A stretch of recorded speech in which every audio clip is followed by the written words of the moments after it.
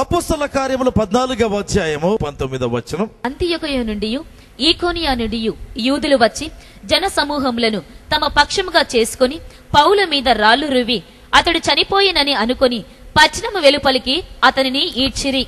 ఈ భాగంలో గమనిస్తే అపోస్తలుడైన పౌలు యొక్క పరిచర్య యొక్క కొనసాగింపు కావచ్చు, ఆది సంఘములో పరిశుద్ధాత్మ పరిచర్య కావచ్చు. ప్రియమైన వారులారా, వరుసగా మనం ధ్యానిస్తూ వస్తుంటున్నాం. అపోస్తల కార్యములు 14వ అధ్యాయము 19వ వచనం నుంచి మనం చూస్తున్నాం.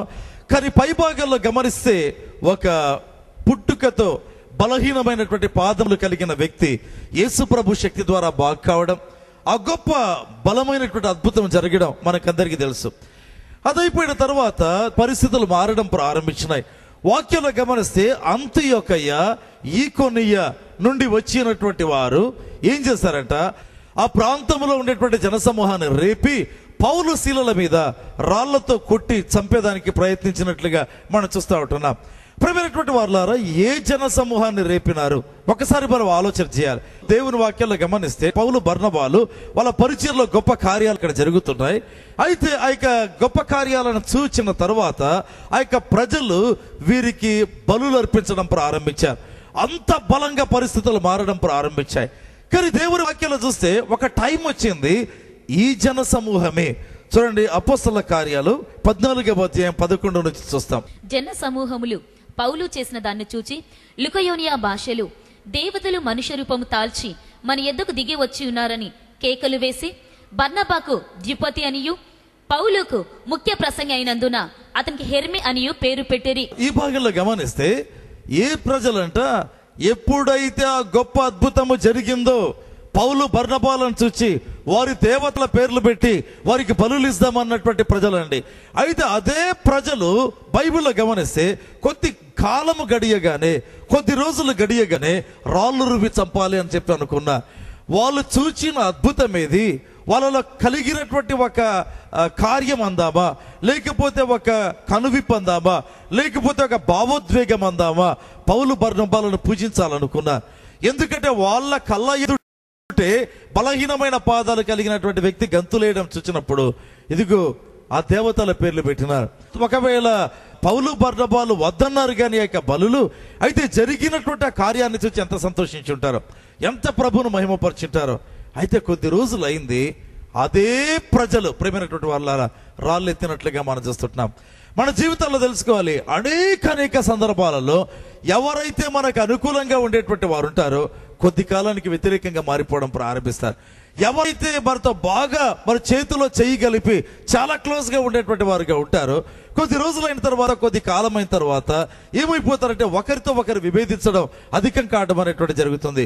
కొన్ని సందర్భాల్లో భయంకరమైన శత్రువులు అవుతారు. వాక్యంలో గమనించండి, మత్తయి సువార్త 21వ అధ్యాయము 8వ వచనం నుంచి చూస్తాం.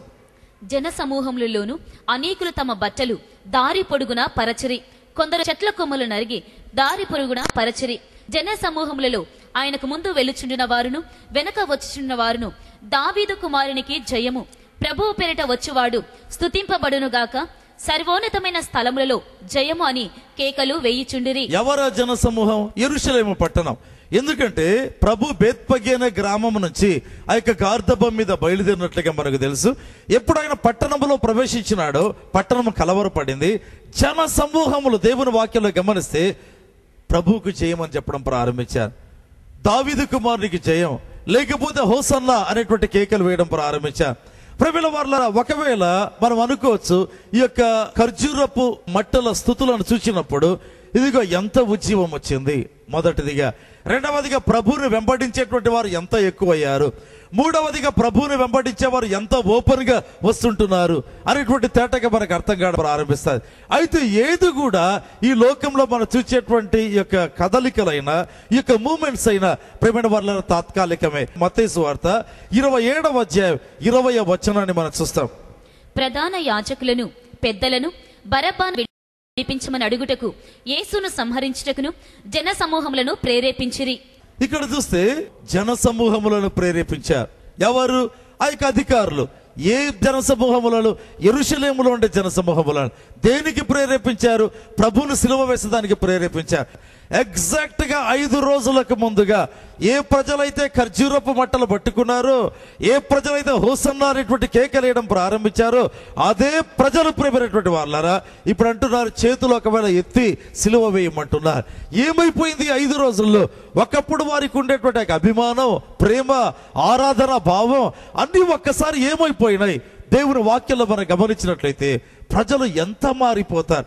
అందుకే అనేక సందర్భాల్లో మనల్ని ప్రేమించే ఏ వ్యక్తిని చూసి మనం పొంగకూడదు, మనల్ని ద్వేషించే ఏ వ్యక్తిని గురించి కృంగకూడదు.